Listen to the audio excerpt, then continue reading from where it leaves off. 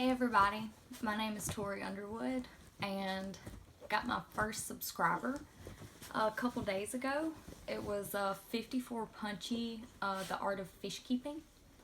So really just making this video for you because I thought it was kind of strange, you know, getting a subscriber before I even had any videos out, and it was pretty awesome.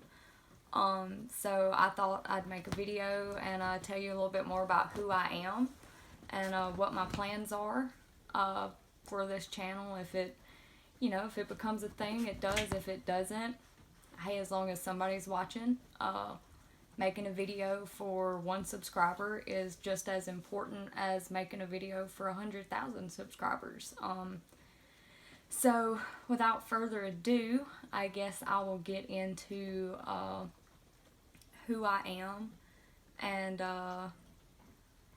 what brought me into fish keeping, my fish, my tanks, my story, what it's done for me, and then after we get through that, and I'll talk about my possible plans for this channel, you know, if it does become a thing, which would be kind of cool. Like I said, my name's Tori Underwood. I'm from Sebastopol, Mississippi. Really small town. Probably be hard to find on a map. We don't even have a stoplight, which is just fine with me. Population 300 or 400 people probably at the most. I don't know an exact number. It would be something interesting to look up though. So I'm 25 years old. My fish, my tanks, the story.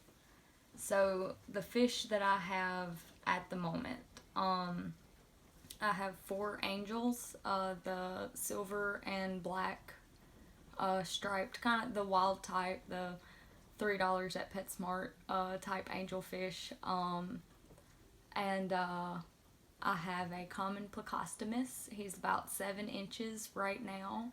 I've got them in a 55-gallon aquarium. Just got some lucky bamboo. I have just the root structures submerged in the water there, and gonna start trying to play with some plants and planted aquarium type stuff. So that's well, I have a 10-gallon that I have a goldfish in at the moment. Internet, don't kill me. She's okay where she's at right now. That's not her long-term tank by any means. We're actually planning on building a pond to keep her and hopefully some other goldfish in, because it doesn't get just too ridiculously cold down here in Mississippi during the wintertime, so I'm sure they'll be able to overwinter just fine out here. So the story, how I got into fish keeping. 2 years ago, so it hasn't been that long, even though my family's had several aquariums, all 10 gallons, all Walmart fish food. We've had several betas or betas, however you say it. I say beta. That's what everybody around here calls them. And again, internet, don't kill me. So,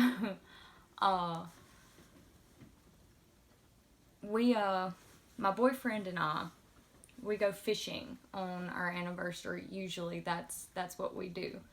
So the first year, it was the second year that we had been together. It was our 2nd year anniversary, and so we went and got some shiners or minnows, just bait fish, and we ended up getting rained out the first day.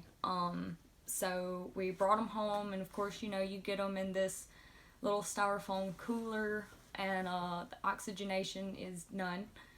So we wanted to go fishing the next day, but we knew that if we left those fish in that little styrofoam cooler, that they would probably all be dead by in the morning. And I couldn't abide it, and I didn't want to have to go buy more bait fish either, because it's about 20 minutes down the road one way to go get bait fish.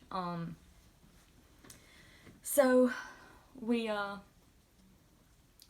pulled out an old 10-gallon, set it up, got the filter out, got the shiners in there, kept them alive overnight, went fishing the next day, had a great time.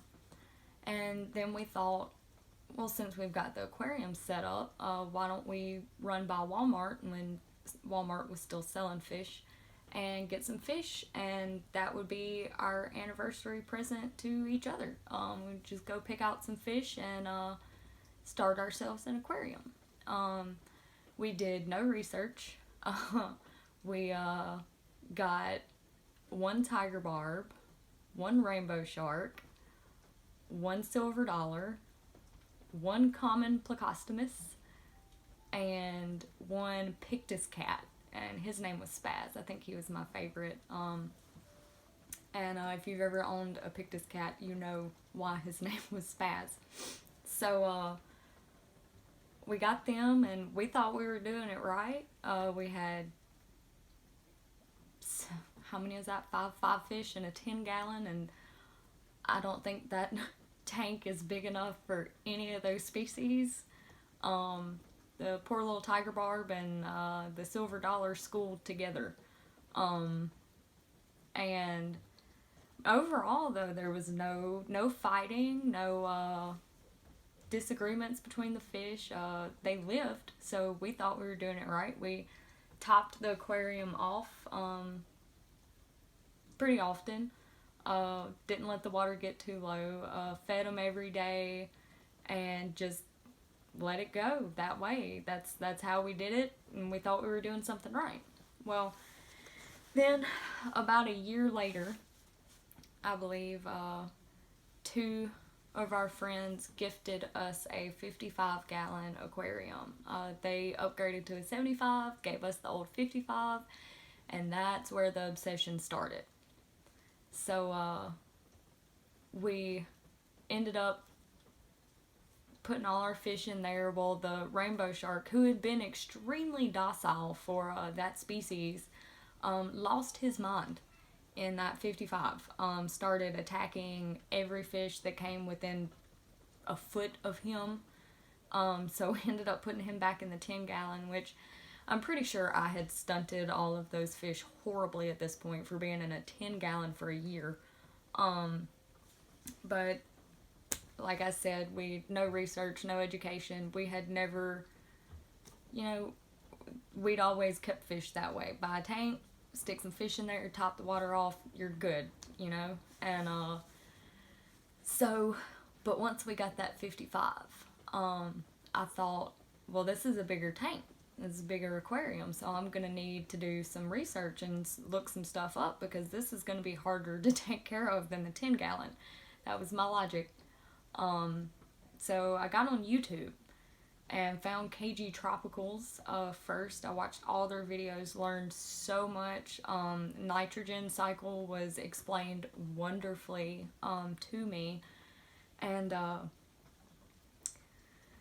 what's crazy is learning the nitrogen cycle in school. Every year we learned about it in whatever science class you were taking that year. And never really clicked for me until I started keeping fish, which is crazy. Went to school, graduated, never fully understood the nitrogen cycle until fish keeping. So that's a cool little tidbit there. So we got the 55, we put the fish in there. Jaws lost his mind, put him in the 10-gallon. And KG Tropicals, that's where I was at. Sorry, I lost my train of thought. Well, watched their videos and realized, oh my god, you have to do water changes on aquariums. Like, who knew, right? So started maintaining my aquarium a little more properly. I realized how horrible the mix of fish was that I got, but they got along pretty well. I mean, other than having to take Jaws out, which is the rainbow shark. I don't know if I said that. So a little further down the road, actually this year for our anniversary, we didn't go fishing. We went to PetSmart, and I just had to have some angelfish. And quarantining's very important. I knew this, was fully aware of it, and I thought, well, nah, they're fine. They were good, thick-bodied angelfish. They, I didn't see any external signs of ick. All the other fish looked great. The water clarity there seemed fine. Just on visual inspection. Of course, I didn't take my little test kit in there and test the water. I don't think you're allowed to do that.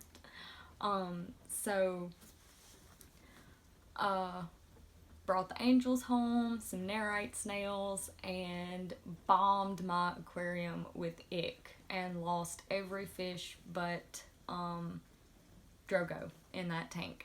Drogo is the common Plecostomus. And the angels. I don't really have them named yet, because I haven't really had them long enough for them to develop individual personalities to me.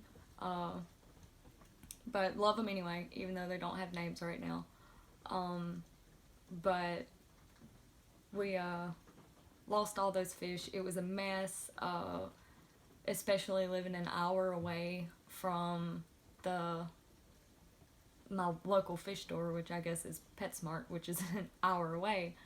It was not fun driving back and forth, because I'm the type of person that if an animal is sick or injured, I'm going to do everything in my power. I could find something on the side of the road and it try to eat my face off, and I'm going to throw a towel over it, get it in a box, and do what I can.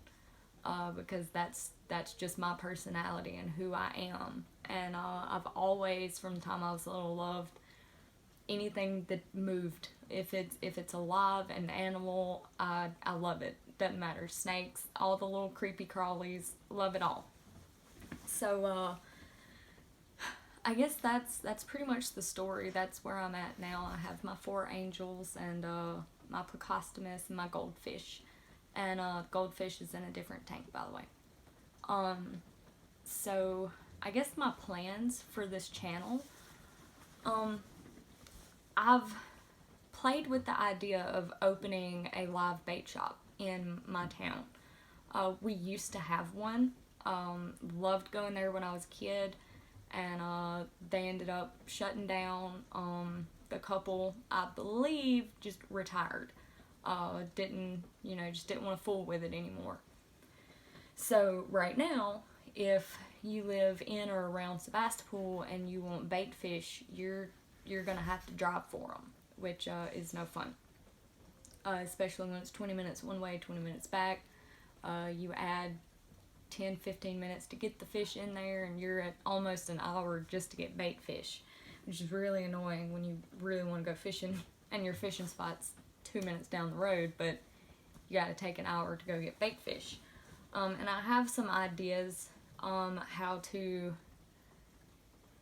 make the quality of life a little better for those bait fish, with all that I've learned by watching John and Lisa, Corey McElroy, Joel on the Aquarium Co-op, and then the Corvus Oskin channel. Just even though they're just going to be stuck on a hook and catch a bigger fish, their life shouldn't be any less, So, and I've got a couple tricks up my sleeve to hopefully make them a little more, a little better bait fish, but I'm going to keep that trick up my sleeve. Not going to let anybody know my secret.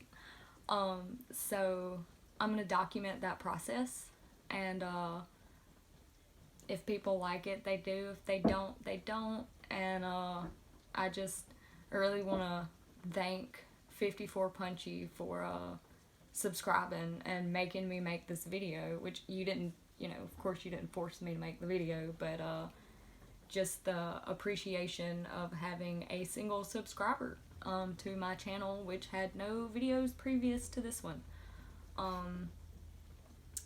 I'm sorry. I'm gonna just apologize for I do have a little bit of a southern accent, and some people I know that might drive crazy, but I try to articulate my words, but it's still, that accent still slips out, but so hopefully I'll be making more videos soon. Who knows, maybe I'll get a few more subscribers, and we're gonna try to make this thing happen, and I'm just gonna see where it goes. So thanks again to 54 Punchy, and maybe now you know me a little better, and I appreciate the sub. Thank you.